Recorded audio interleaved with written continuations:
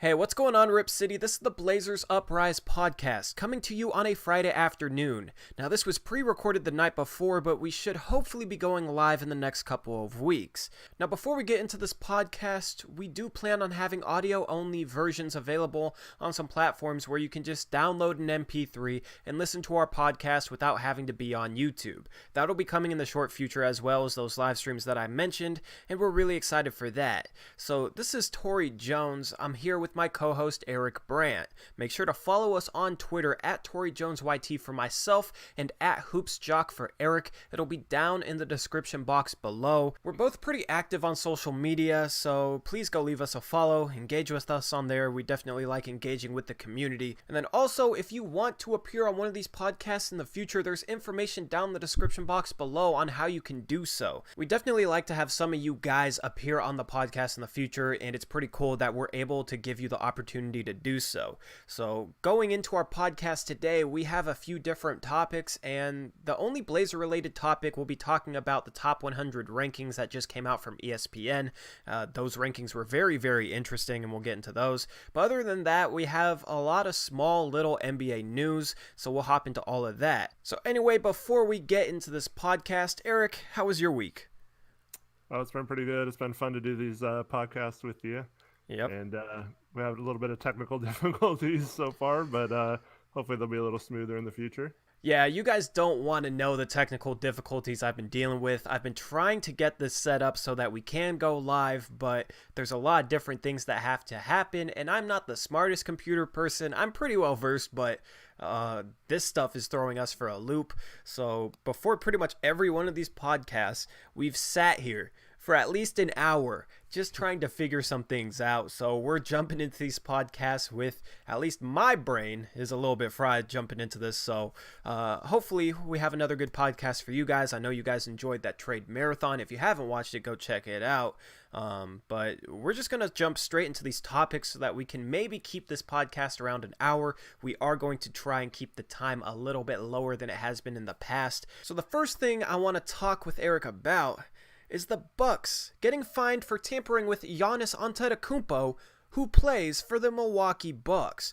Now, the Bucks were fined $50,000 for their general manager saying that they planned on giving Giannis Antetokounmpo the Supermax extension once he becomes available for it. Now, they're obviously going to offer him the Supermax extension. He's obviously worth it as an MVP winner last year. And it's obvious that Milwaukee wants to keep him in Milwaukee. Who wouldn't want to keep the Greek Freak? Yet still, the NBA fined them $50,000 for admitting the obvious. So I want to get your thoughts on this. Yeah, so the NBA just instituted some new tampering rules, trying to make it a lot more strict to cut back on what happened in free agency back on July 1st or June 30th, I guess was the day this year. So they increased the fines, made it possible to suspend front office people for violating stuff.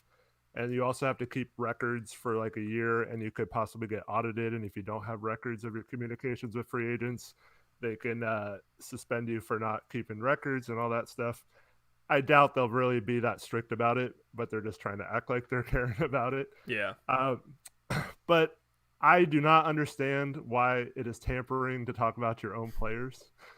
And to me, this hurts small market teams because the Bucks want to try to keep Giannis, and it makes no sense for them to not be able to plan around trying to keep him. And to me, you should be able to sign your own free agents before the free agency period begins or agree to deals with them. That way you can figure out what you have available. You kind of know ahead of time who's going to leave during free agency or who you are planning on keeping. I mean, things can always change. Someone could pull a Carlos Boozer and back out. But I think it would be very helpful to small market teams. And I think it was it Spencer Dinwiddie from the Nets? He brought up that it's kind of weird that the NBA is all of a sudden cracking down on tampering when teams like the Nets won free agency this year, as opposed to like the Knicks or LA teams that are, I guess the Clippers did, but not the Lakers. But non-traditional teams kind of blew up in free agency this year. So he thinks it's like a conspiracy, but to make it harder for small market teams to get free agents, which is going against whatever the NBA is trying to do. But I just think like a team like the Blazers should be able to re-sign their own players ahead of time. Yeah, I think it's a little bit ridiculous that you can't talk about re-signing your own players. And I mean, where does common sense come into play with this?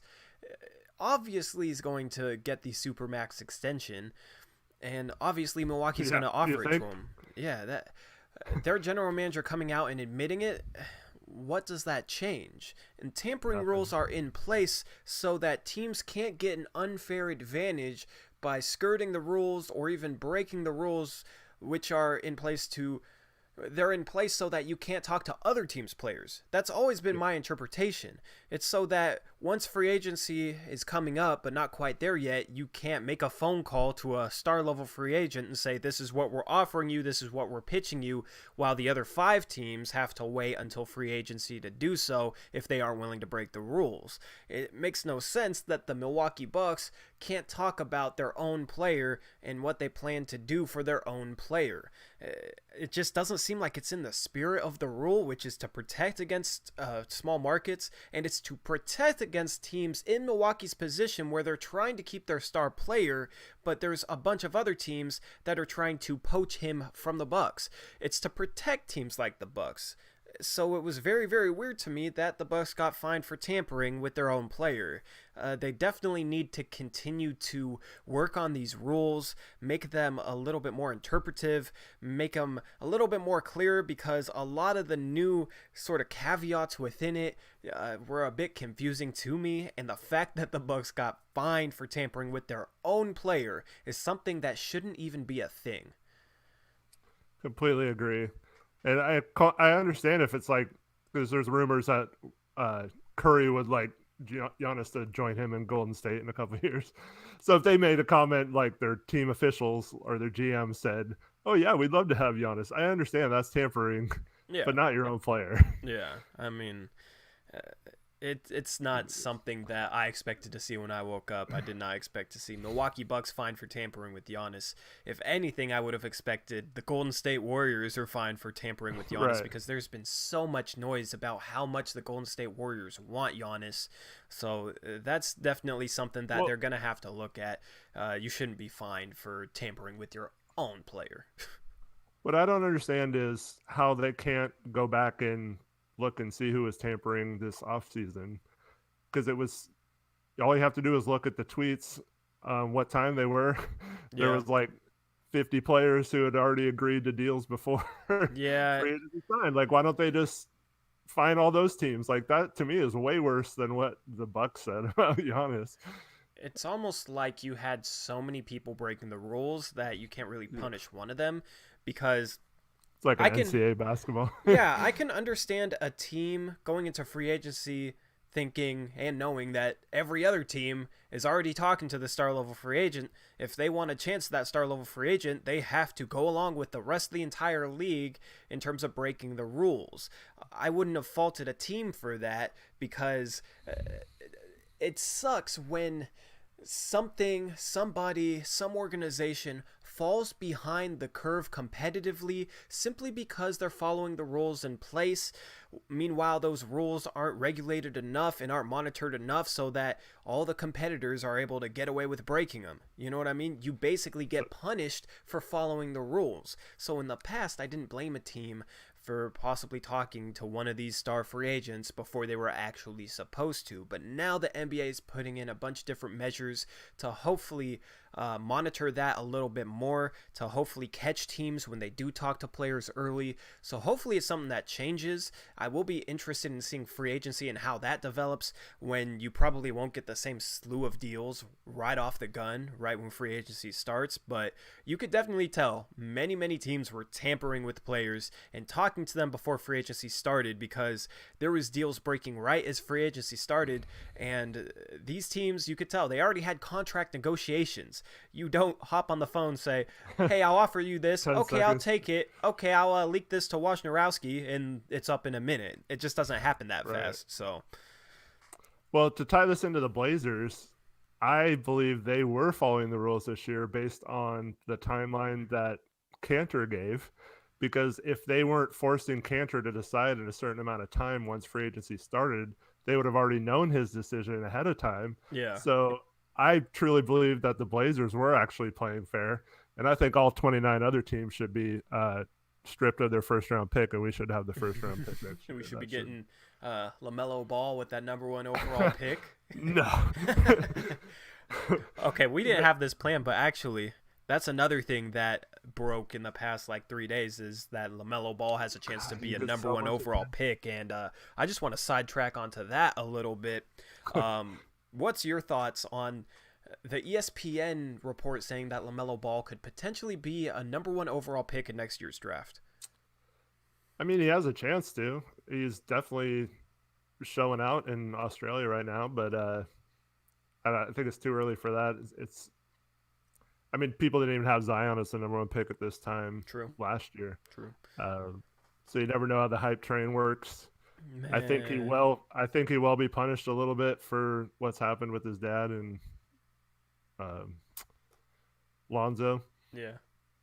But he's definitely got some skills. I haven't really broke down his game too much, but watching him play, he's like one of those punk kids at the gym who like just never passes and like pulls up from like half court every time, and like it's so annoying to be on their team because he's gotten a lot better with that in the past like year or two, but at the same time the hype train surrounding him is so out of control, and I feel like if you're looking at him and he's not a Ball brother, you're not looking at him as a top 5 overall pick, just as your casual NBA fan. The fact that he is a Ball brother means, he should be the number 1 overall pick. It's LaMelo Ball, you know what I mean? Like, and it's literally the only prospect that these casual fans are familiar with, so they're campaigning for him being the number 1 overall pick without knowing anything about the other top 5, top 10 prospects that are projected to go in next year's draft. I mean,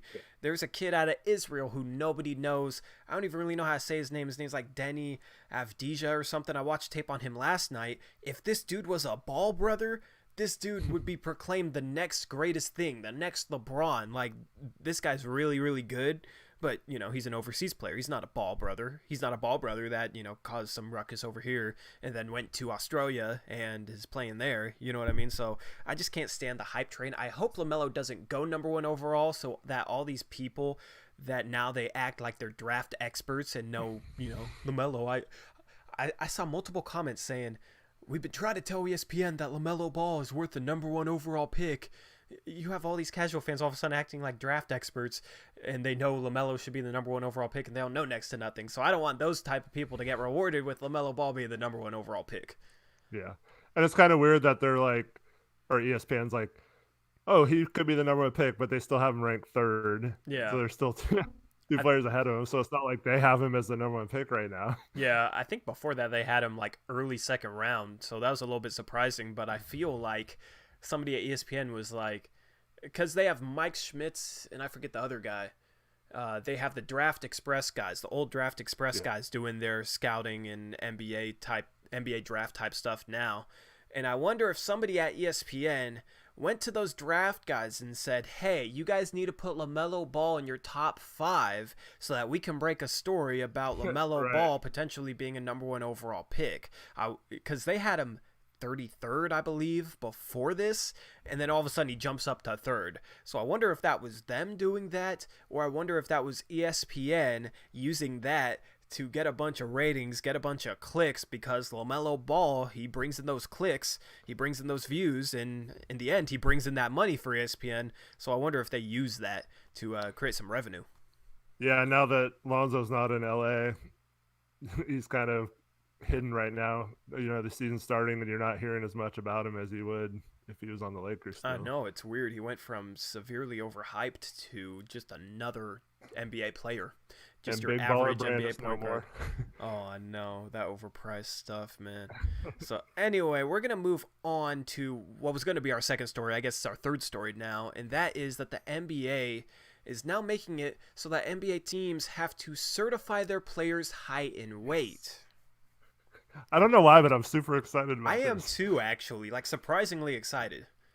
Like it's like just a simple thing, but it like it's going to be really cool to see exactly how tall some of these players are and if any of them have grown since the combine and like the true height of some of these Yeah. guys who claim they're 7 feet and they're going to end up being like 6'9", and it could cost some people a lot of money. Oh, definitely, definitely. I already have a few predictions for you.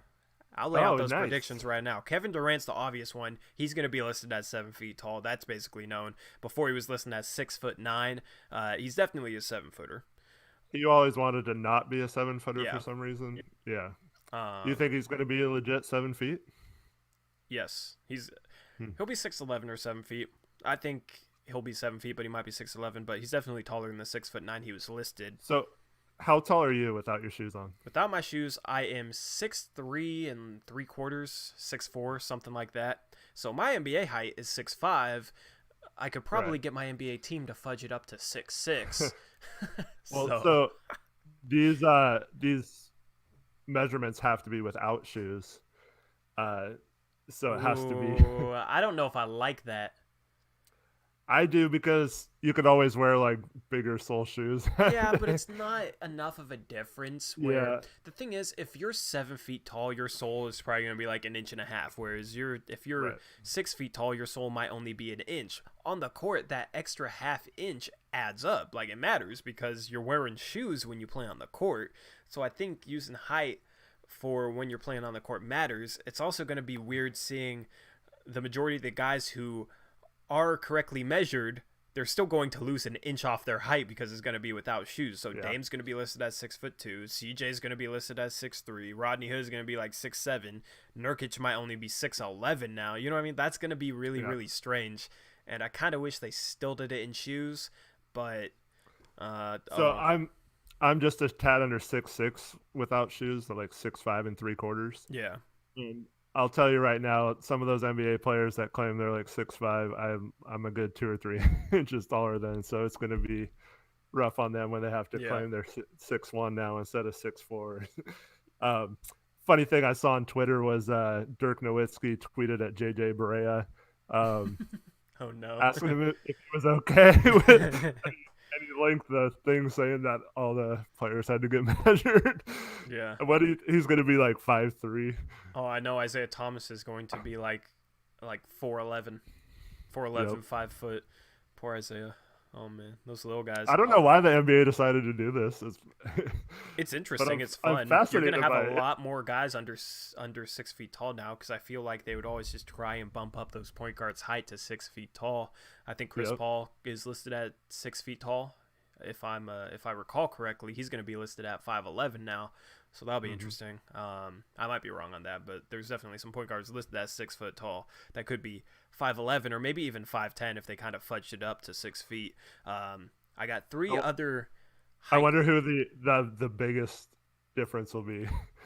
Like the player that lost like 5 inches.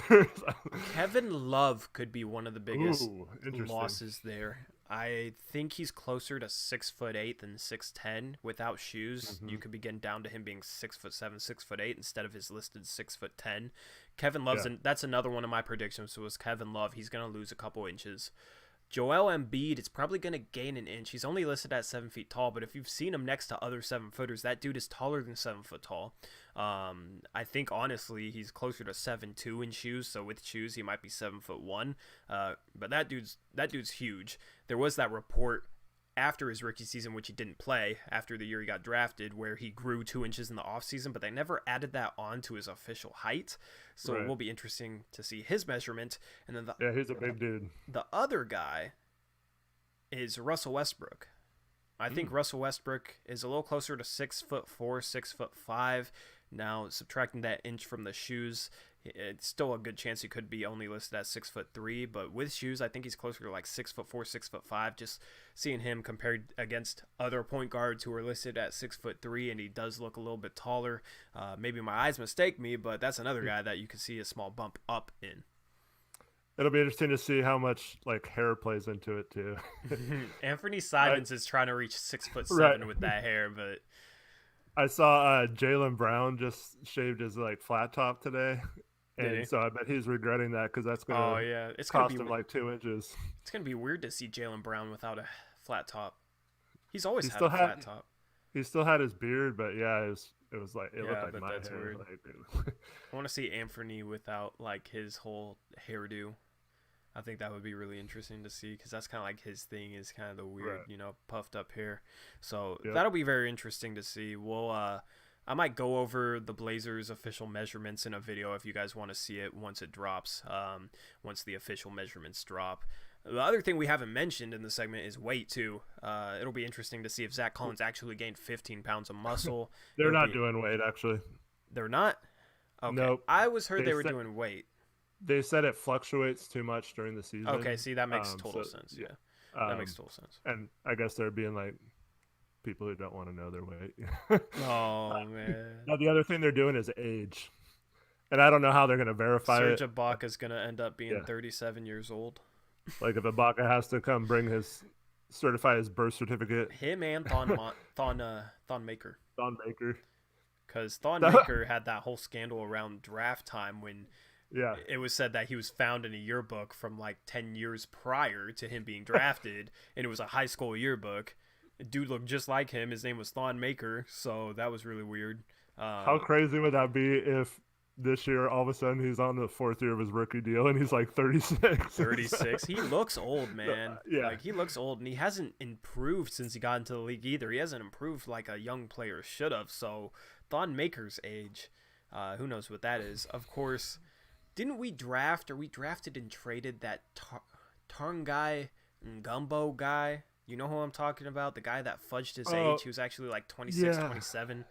That was we drafted him, but it was for the T-Wolves. Yeah. And then he wasn't even draft eligible or something. He was like from Qatar.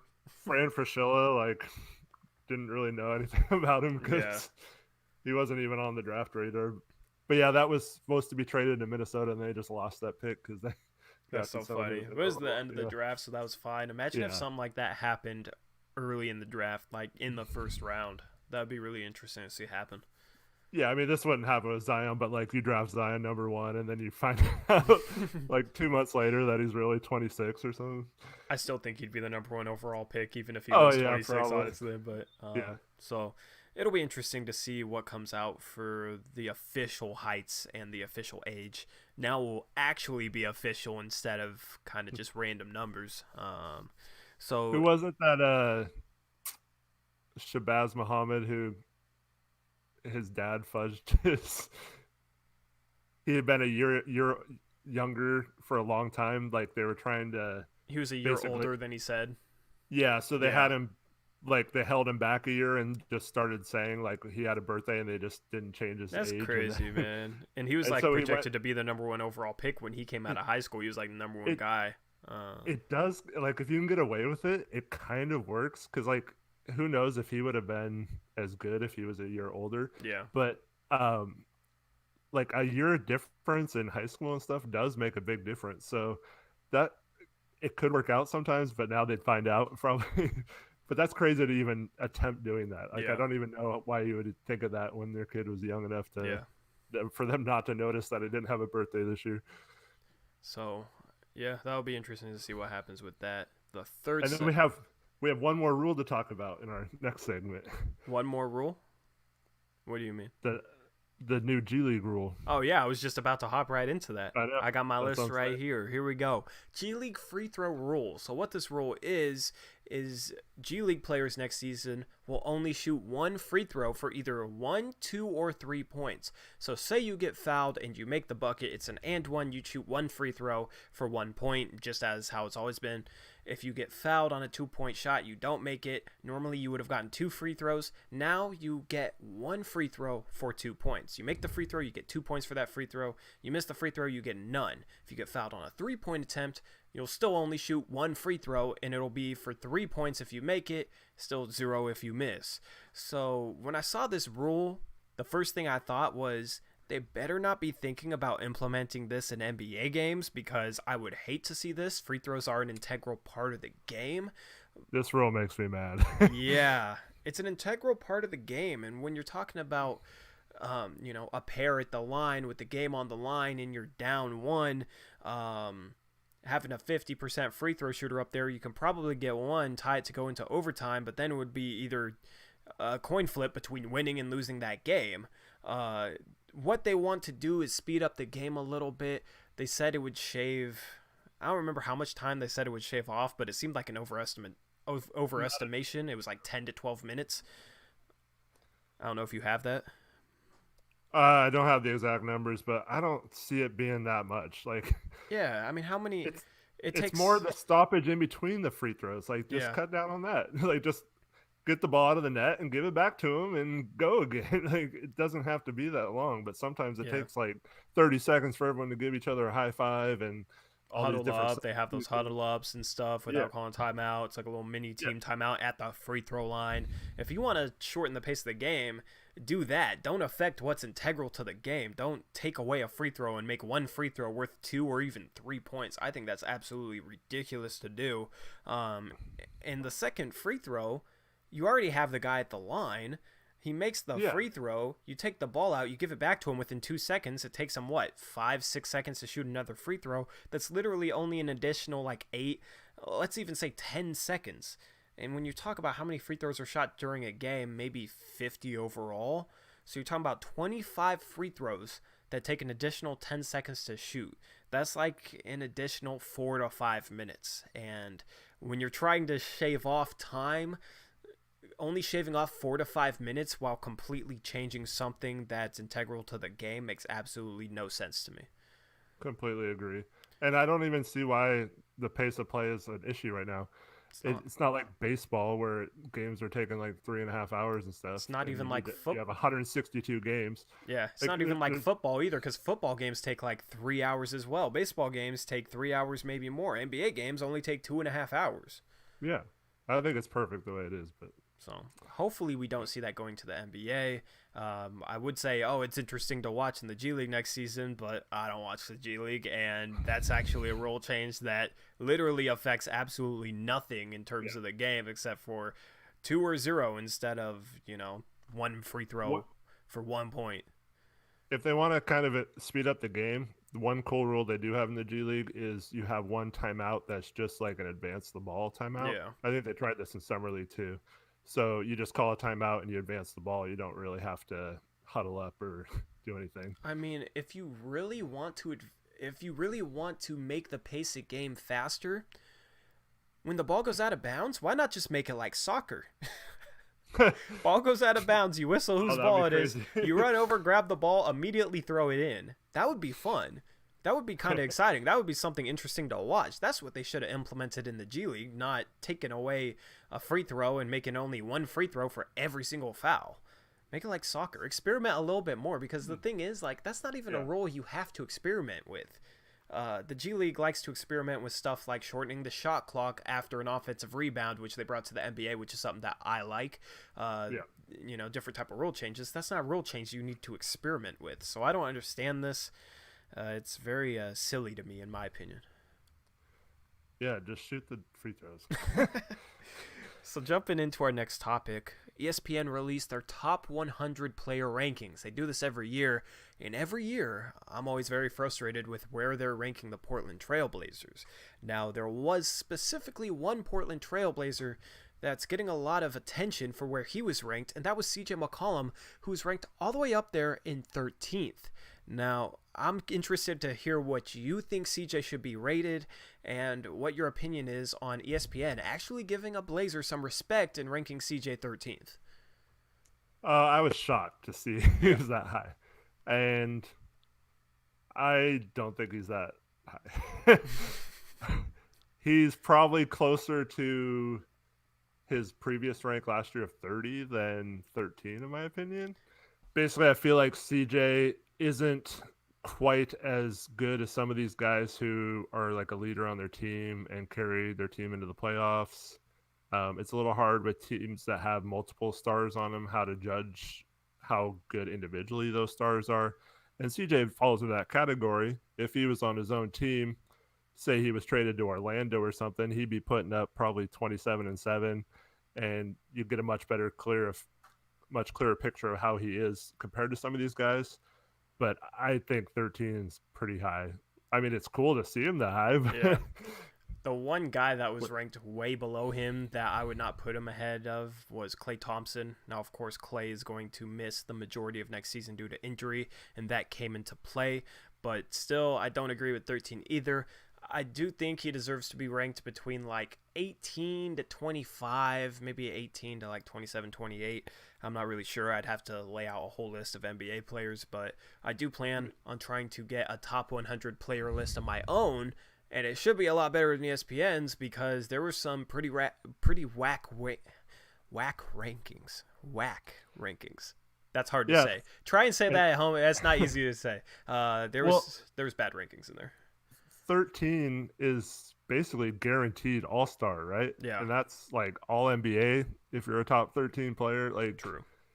He's not even gotten close to either of those achievements yet. So I think it's jumping the gun a little bit. He could be an all-star this year.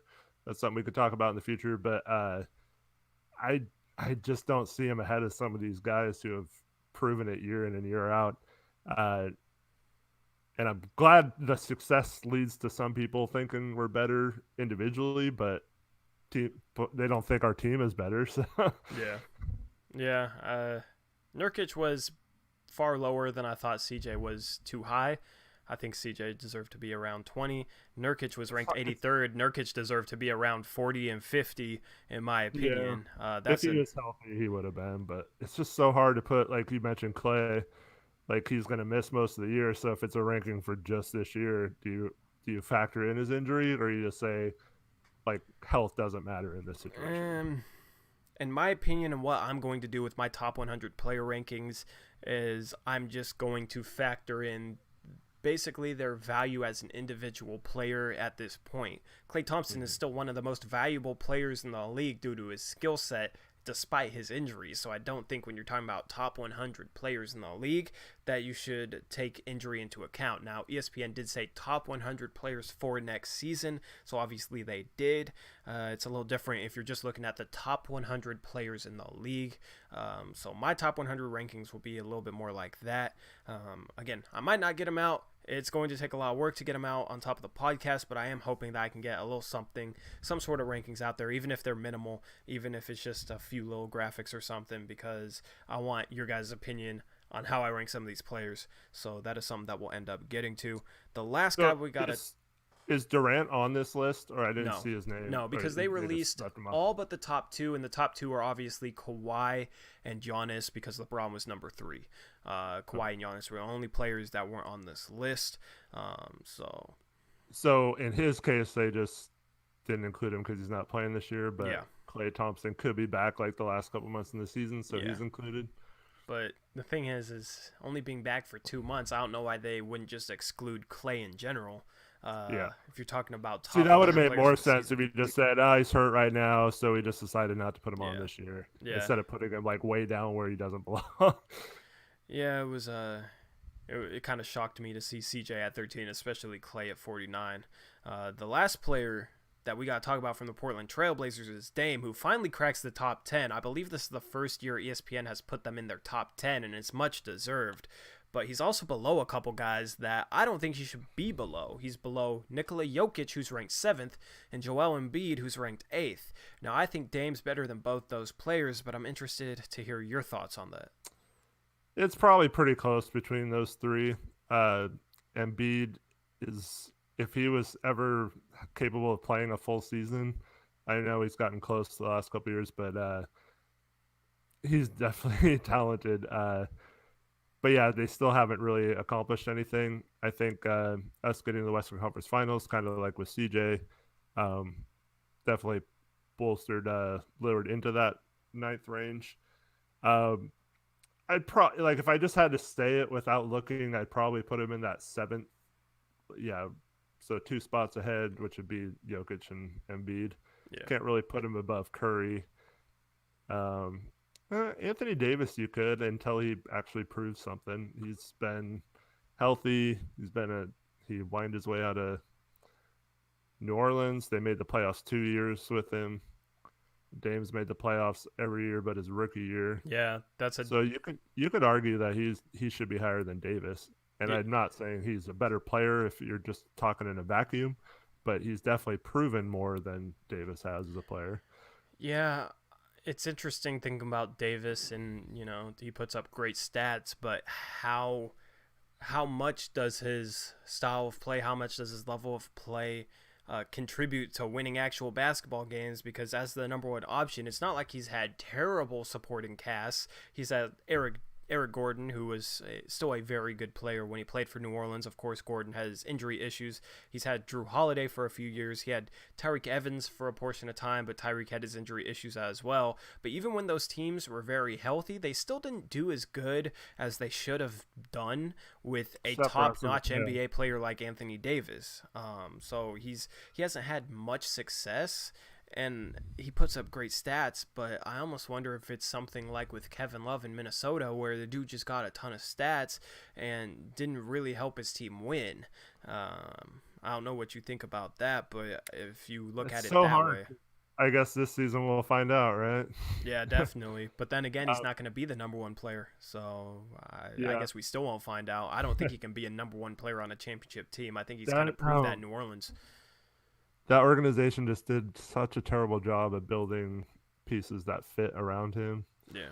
And then they trade for Cousins, and then, like you wonder if Hield would have developed the same way, if he would have been better next to him having a shooter. Yeah, it's just tough, but just something doesn't translate to wins. Yeah. And I actually hope that continues since he's on the Lakers now. But it's just hard to run your offense through somebody who doesn't create shots for others. It's hard to have an elite offense that way because Anthony Davis can go get his, but he's other than Joel Embiid, Anthony Davis was really the only player in the top 10 who doesn't really make plays for other players. So I wonder if that's part of it. Scorer too, like he will score, but he doesn't he's not super aggressive trying to score and get his own shot. Yeah. So Anthony Davis, I could see how people could have him above Lillard. I could see why Blazer fans would put Lillard above Anthony Davis, but I definitely think he deserves to be ahead of Jokic.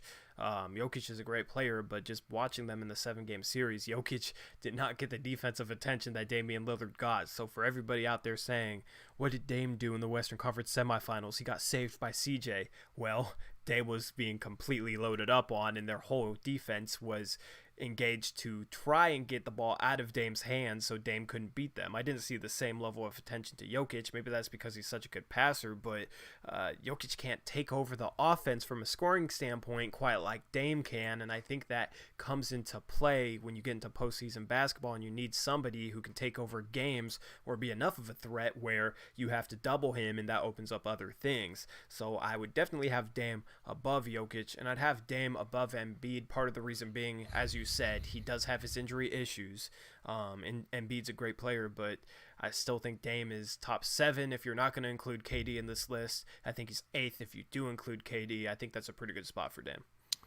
And Embiid played with Butler and Tobias Harris and Ben Simmons. Yeah. 2 of those guys were, I think Butler was 21 on this list, and Simmons was right behind. Simmons was like CJ 15th, which was a bit overrated in my opinion, but okay, so Tobias Harris was 29th. You got Butler at 21, which I think is a little low for him. He should have probably been a little higher. And then Simmons was 15. So you have 4 of the top 29 players in the league, and you didn't make it past the second round of the playoffs. Yeah, that was definitely a little weird to me. So you ready to jump into Bradley Beal? Yes. All right, so I'll let you take this one on. So the Washington Wizards, to me, are going to be terrible this year. And I was just thinking, who is their second best player? Because they have Bradley Beal. Wall's going to be hurt pretty much out the whole year, if not the whole year. They got guys like Thomas Bryant, who was kind of a nice surprise last year, but I mean, he's not a great player yet. They traded for Bertans from the Spurs. They got your boy Hachimura in the draft. They got guys like Troy Brown Jr., Moritz Wagner, just a bunch of like mediocre guys. That's all they have. Like, why keep Beal? Like, Yeah. why? Like, just rebuild. Like, you're just going to try to win around him. Like, you're not going to build this thing fast enough to be good enough in his Oh prime no. to. So I just don't understand what they're doing. And I know both of us would go rebuild almost any time in that Oh, situation. 100%. They're already mostly committed towards a rebuild. I mean, they have John Wall's contract on the books. They're not going to be able to get out of that, but that doesn't even factor in at this point. Outside of Beal, they got, like you said, Wagner, Hachimura, Bryance Young, Troy Brown. They got a lot of really good young prospects, in my opinion. I think a lot of those guys have some serious upside, but they need a bunch of playing time to develop. And at this point, and if you're playing those guys a bunch of playing time, you're not going to be winning games. So it makes no sense to keep Beal. You're not going to be making a playoff push, and you're just delaying the inevitable, which is probably Beal leaving in free agency and getting nothing. Right now, they So, could get some serious assets for Bradley Beal, and it seems like they're kind of refusing to even consider it, which I think is a huge mistake. and Beal was asked either yesterday or today what he thought about the contract extension offer, which is going to offer him at this time, and he basically said, "I'm not even thinking about it." Like, Yeah, he doesn't even care. He doesn't want to be there. I don't blame him. Don't blame Yeah, him.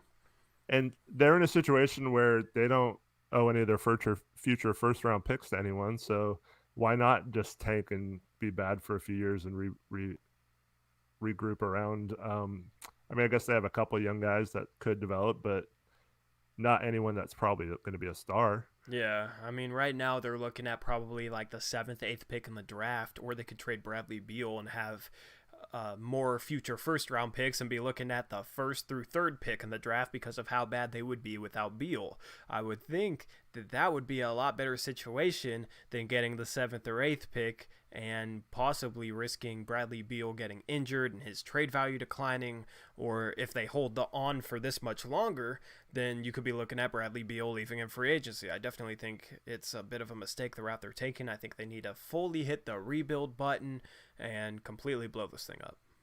They're up near almost 130 million in salary too, so it's not Yeah. like they're going cheap this year. The only thing is they're stuck with Wall for 4 years. Um, I guess you could try to attach Wall to be able to make someone give you a load of expiring contracts if anyone has that much. Yeah. Um, but yeah, I think there's several teams that would give a ton for Beal right now. So yeah, I don't understand why you don't just maximize that value right now and just go bad. It's not like you're gonna be a contender anytime soon, anyways. Yeah. Even if best case scenario for everything pans out for that team, they're still best a fringe playoff team with a healthy John Wall in 2 or 3 years. So Yeah. it And just they're doesn't not make sense to winning. me. Yeah. They're not winning a playoff series in the next 3 years. So, who is your top one, top two, top three destinations for Bradley Beal? Um, well, I heard over the offseason the Pelicans were interested in him, and that would be kind of interesting. Mm. I don't know I what you mean, think if about they're them. if they're winning a lot of games at the trade deadline and they feel like they could maybe make a push, if Zion is playing great and Drew Holiday's playing great, they definitely have the assets to go get Bradley Beal. That just seems, it doesn't seem like something New Orleans would do. It seems like He's they're, not exactly on the timeline, but yeah, he's yeah, I don't know. It seems like I don't think they'd cash in their young assets just yet, but maybe Washington values Brandon Ingram and New Orleans isn't that high on him, and they can flip him into Bradley Beal. Then maybe they would consider something like that. That is an interesting destination. My top destination for Bradley Beal is actually the Toronto Raptors hmm. because Toronto, I still think, will win a lot of games. I still think they'll be around a 50-win team. They still have a good core. They just need a guy that's able to take care of the offense, be able to take over the offense. And you could say they kind of have that guy in Siakam, but he's going to have to take another huge step forward in order to be a number one option on a contending team. I don't think he's quite there. So if they're looking at being a potentially 50-win team, then I could see them looking to go after Bradley Beal in order to try and push Milwaukee and the Philadelphia 76ers in the Eastern Conference. Do they have all their future firsts? I believe so. So yeah, it'd probably have to be a package of You'd, several picks because they do have some guys like OG, mm-hmm. Um, but yeah, that's yeah, he could fill in that Danny Green, role. Yeah, that's interesting. I don't know if they have enough though to get him. Yeah, yeah, that's true. I would like to see his fit there. The other destination that I have for Bradley Beal is the Boston Celtics in a package for Jaylen Brown, Marcus Smart, and that Memphis Grizzlies pick. I think that would be a very good trade for both teams. Yeah, him and Kemba in the same backcourt would be pretty good in the East. I think that would be immediately Oh contenders in yeah. that Yeah, situation. I think Boston needs an upgrade like that in order to contend, in order to have a chance against Milwaukee or Philadelphia. But I think if they went and they got Bradley Beal to be that starting shooting guard next to Kemba in the backcourt, I think Boston would be right up there with Philadelphia, and they'd be pushing Milwaukee. I think that team would be a lot better than last year's team. You'd still have Gordon Hayward and Jason Tatum as your starting forwards, And then and then you have our Washington, guy Ennis Cantor as the center. So yeah, Washington could flip Smart to somewhere else, like a yeah. playoff contending team, and then you have the rest of the season to see if Jaylen Brown is worth a contract extension after the Mm-hmm. season because he's on his last year's rookie deal. Um, he could flourish like being the main guy. Yeah. And Um, he would be a good young prospect for Washington, which is what they should be looking for. And then that Memphis pick is protected 1 through 6 next season, and then it's unprotected the year after. So if Memphis remains a bottom five team in the league, then Washington in 2021 could be looking at a top five pick to go along with Jaylen Brown. That could be a pretty good return. Boston might have to include a little bit more, but I think that's a good starting point. I heard the Sixers is a sleeper team, but I don't know how they get there either contract wise without giving up one of their Yeah, main and they guys. don't have really they don't have good young prospects, and their picks aren't going to be good. I don't see how they would have the means to make that happen. I guess it's kind of like what you said with Toronto. It would be hard to put a trade package together, but he would be an interesting fit with Ben Simmons and Joel Embiid. What about Detroit? Detroit could be a sneaky team for sure. You'd probably start off with Kennard and Siku Domboya, who they just drafted 15th overall, who I believe was a top 10 prospect in last year's draft, along with picks and other They, salaries to match. they And got Reggie Jackson and yeah, Mason Galloway expiring deals that could yeah, probably you'd get probably be close to looking at Reggie Jackson, Langston a couple Galloway, first. Doumbouya, Kennard, maybe a pick or two for Bradley Beal, and then you'd have Derrick Rose, Bradley Beal, Blake Griffin, and Andre Drummond. That would actually be a pretty good team, and that would be an interesting team to watch as well. The other team that keeps trying to get a star player to come there is the Nuggets. Yeah, yeah, they just have so many good guards already that are very Yeah, young. It's hard to see them really trying to do that. I could But see them though, like consolidating all those yeah, guys. Jamal Going, Murray, Bradley Beal with Jokic, with Paul Millsap. I hope that doesn't happen because yeah, if Denver went out and added Bradley Beal without trading Murray, Millsap, or Jokic, then you'd probably be looking at the top team in the West, in my opinion, because Denver's right in that pack with about 7 other teams. I guess really the only team that could rival them if they got Beal would be the Los Angeles Clippers. Now, that's not to say that Portland Trailblazers couldn't go out there and beat Denver in a 7 game series if Denver got Bradley Beal. I'm just saying the hierarchy in the West, if they got Beal, they'd be right up at the top. yeah, it'd be tough to beat them. So we're going to move into our last topic. It's still more trade talk, and that is the rumors that have been surrounding Chris Paul to the Heat.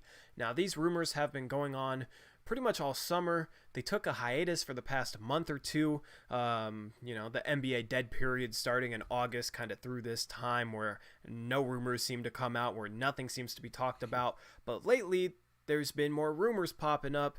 They're popping back up about Chris Paul potentially being traded to the Heat. So I'll let you fill them in on that. So, if you're OKC, would you be trying to see how you are this year with Paul, or would you be trying to get out of his contract? Probably get out of his contract because they're not going to win a first round series. So it would make sense for them to try and move Chris Paul, especially if there's a team like Miami, which is actually willing to give up value for CP3. And what do you think that would entail? Just would you just go for expiring contracts and be fine if you're OKC, I'd go and just for, hope yeah, you don't have to give up like some of your pick assets to get rid of his contract, or I'd would you go hold for. out until got more value for Paul, even though that probably won't happen? I don't think they'll get more value for Chris Paul. I don't think that.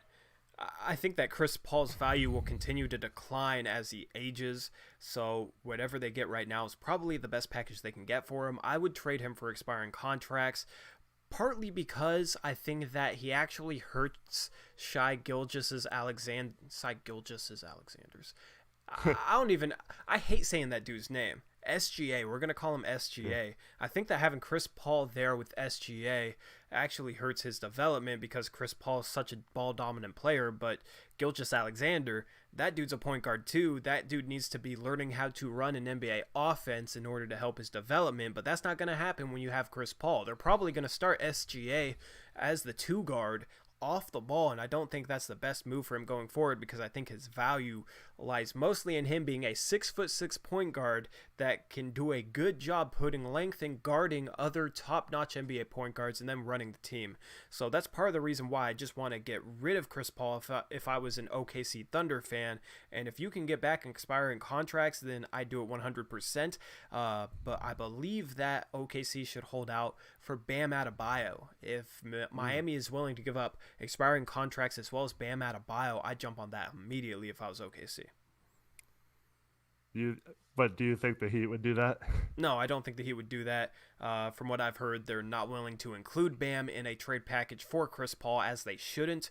But I don't know. It's probably going to come down to that because Miami doesn't really have their picks for the next few years, so they can't really trade picks. So Right. Well, considering what they got, it's not like they only got Chris Paul for Westbrook, so they got a bunch of picks from the yeah, Rockets. Who knows how good those will be the picks are down the in the main future. part of that deal. Yeah. Yeah. So do you just get rid of Paul and be done with it without be happy you didn't have to include any of those picks you got for him to get rid of him, or do you demand an asset like you said? Um, just trying to see who's expiring on their team. I know they have a lot of like contracts with 2 years left. Yeah. Dragic would definitely be one. Yeah. Um, and then they could flip Dragic again, like at the deadline. Yeah, Um, they could get into a bunch of different moves there. Um, I mean, they could keep Chris Paul and make a playoff run and keep their fans happy. I could definitely see them doing that. These trade rumors aren't really anything new compared to what they were 2 months ago, and those talks 2 months ago died off. So I don't think that anything's going to come from this, but it is definitely an interesting situation to think about. Could you imagine poor Myers Leonard with Chris Paul and Jimmy Butler as teammates? that'd be horrible. I'd honestly feel bad for the guy, man. He'd get yelled at so much. Oh no. I'm sure, yeah, mentally that would not be the ideal situation Yeah. for him. Or Chris Paul and Jimmy Butler would just yell at each other. That's true. They take the wrath off the rest of that team and they just yell at Well, each other. They also have guys like Dion Waiters and Mm. The It's a biggest weird team. badass in that locker room is James Johnson, who's a black belt in karate, I think, some sort of martial arts. That's an interesting locker room to say the least. What do you think of the Heat this year? Mediocre playoff team. Probably like 6th, 7th in the Eastern Conference. They didn't make the playoffs last season. I think swapping Josh Richardson out, swapping Kelly Olynyk out, and bringing Jimmy Butler in, I think that makes them. Olynyk's still there. I thought they traded Olynyk. Oh no, it was No, reported they that they not- traded Olynyk. Yeah. Yeah. Olynyk's still there because I'm super high on Olynyk. So they traded Whiteside. Duh. Yeah, They Whiteside. traded and Whiteside and Josh Richardson basically for Jimmy Butler. That was a 4-team trade, but swapping those two out, those are two talented players, and bringing in Jimmy Butler, I do think they get a little bit better, but I don't think that they're a team that's going to challenge to win the first round against whatever top 4 team they're playing against. You're forgetting something. Who am I forgetting?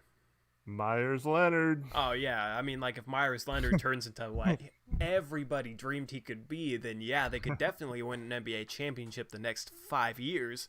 But assuming that doesn't happen, I don't think they're that good. Probably not. So what's your thoughts on Chris Paul to the Heat? What's your thoughts on that situation? I think the Heat are gonna find themselves in a situation early in the season where they're kind of struggling much like they have the last couple of years, Yeah. and they're just going to panic and pull the trigger on something like that. If Yeah. not them, another team will. They're just in a tough position because they're really trying to win, but they don't have Yeah. assets to trade for another top player, but they need another top player. So, But out of all the top players, Paul's probably what you'd have to go up the least to get. yeah. Not contract wise because the salary's so high, and that's the Yeah. problem is you have to match $38 million.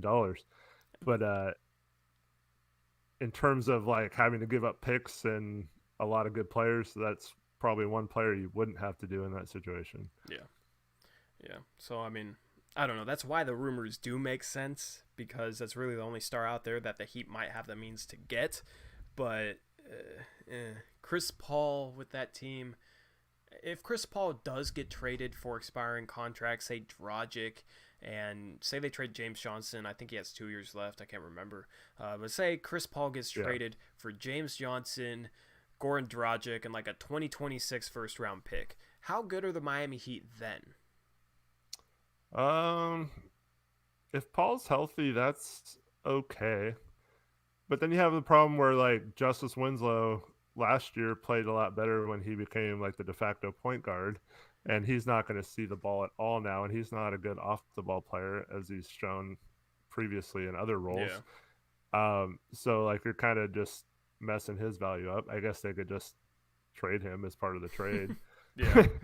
That would solve that problem, I guess. But yeah, it's just a weird mix. I guess they have, if Harrow pans out as a shooter, I guess they have some outside shooting. But I mean, Richardson wasn't a bad outside shooter, so I just don't think they have enough talent, and it just seems really weird to me. Players like Butler, who like he forced his way out of Minnesota because he was sick of people not having a winning attitude, and then he signed with a team like the Heat. Yeah, like I don't understand that, man. and same thing with Anthony Davis. You know, you say you want out of New Orleans because you want to win, but then New York's one of your final two teams, like, and the Lakers aren't good right now either. So yeah, the two teams you want to go to aren't that good. I don't understand that. I still think there would have been a solid chance that the Blazers would have traded for Anthony Davis if he was willing to re-sign. I definitely think that could have happened, but nope, he wanted to go to those big market teams. So New York, ouch. I don't know if we would have given up 4 or 5 first-round picks. I mean, if the guy's going to resign long term, and we have Dame resign long term, then those 4 to 5 picks are going to be in the bottom of the first round. I'm just saying, I don't know if Olshey would have been willing to give up that many picks. Yeah, I kind of wish Anthony Davis Davis had opened it up to see if we actually would have made a push for him if we were one of the teams he was willing to go to. I don't believe him, but he's saying that he's going into free agency next summer and isn't going to sign an extension. Anthony with even the Lakers. So I would love Anthony Davis if he got the Lakers to give up all the young assets they had, all the picks they had, and then he ditched the Los Angeles Lakers. That would be one of the most beautiful things that I've ever seen, especially after Kawhi spurned the Lakers when they thought they were going to get Kawhi. And then if Anthony Davis screwed them over and left their franchise high and dry and probably mediocre for the next like 10 to 12 years, that would be absolutely beautiful, and that would be basketball justice in my opinion. That would be justice for all the Laker fans who think they deserve every star in their Laker uniform. Like, they think their team deserves to be an all-star team. They're so good with Photoshop. Laker fans are so good with Photoshop because all I ever see on Twitter is a bunch of random NBA stars photoshopped into Laker jerseys. It's absolutely ridiculous. We saw it with Dame. We've seen it with a number of other guys. We've seen it with Giannis lately. Giannis I saw yesterday photoshopped into a Laker jersey. So if Anthony Davis ditched them, that would be beautiful. Yeah, it's not going to happen, but man, can you imagine how they'd lose all those picks? They would be bad for like 10 years at least. Yeah. If you don't think it has a chance of happening? You don't think there's a chance AD I don't leaves? know. I mean, I would love for it to happen, but the fact that he basically forced his way to that team, I'd be really surprised if he then left that team. But The only chance it has of happening is if something happens with him and LeBron, or there's some sort of blow up. Like, It could be Kobe and Dwight 2.0. yeah, it could be. So that's the dream. We got to pray. So anyway, I think that wraps it up for this podcast. We're at about an hour, so we kept it on schedule this time. I hope you guys enjoyed. Leave us some comments, and we might get into them shortly in the next podcast. But our next podcast should be Monday, so we should be talking about some media day stuff. But that's dependent on us being able to live stream on Monday. We're still trying to figure that out. I'm still a little fried from trying to spend a ton of time figuring that out this week. So we don't know exactly what we're going to be dropping on Monday yet, but there will be a podcast, hopefully around 3 p.m. So stay tuned for that. And if you have anything else left to say, let me know. Nope. Thanks for listening, everyone. And we enjoy reading all your comments and feedback. Keep them coming. Yep. So that's signing off for me and Eric Brandt. This has been Tori. I'll see you guys later. Peace out. Go Blazers.